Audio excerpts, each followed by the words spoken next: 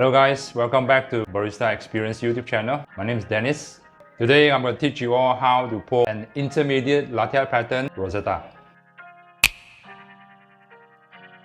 Before we proceed for Rosetta, I would advise my students to make sure that their milk steaming skills are skillful enough to steam a very silky milk so that the Rosetta is much more easier to pour out.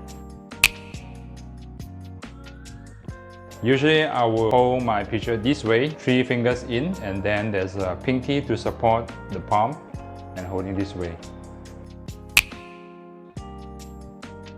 Usually I would advise my students to use 600 ml of milk pitcher to pour out instead of using a 400 ml. So I would advise you all to try on with transferring. This will make your pouring much more easier, especially latte patterns such as Rosetta.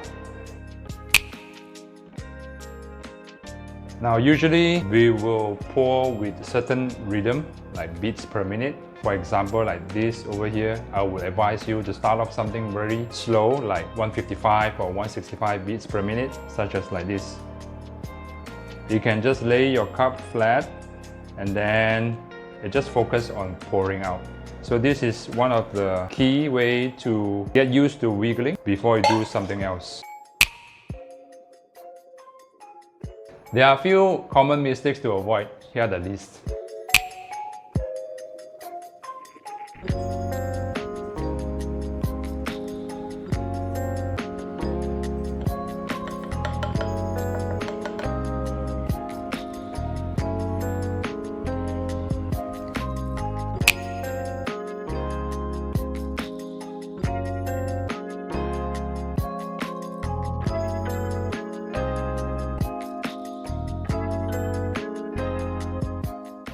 Talking about the foam, we will use latte foam, or cappuccino will be a little bit more difficult, and most importantly will be the texture of the milk. If it's silky, again it will be much more easier for you to pour a Rosetta.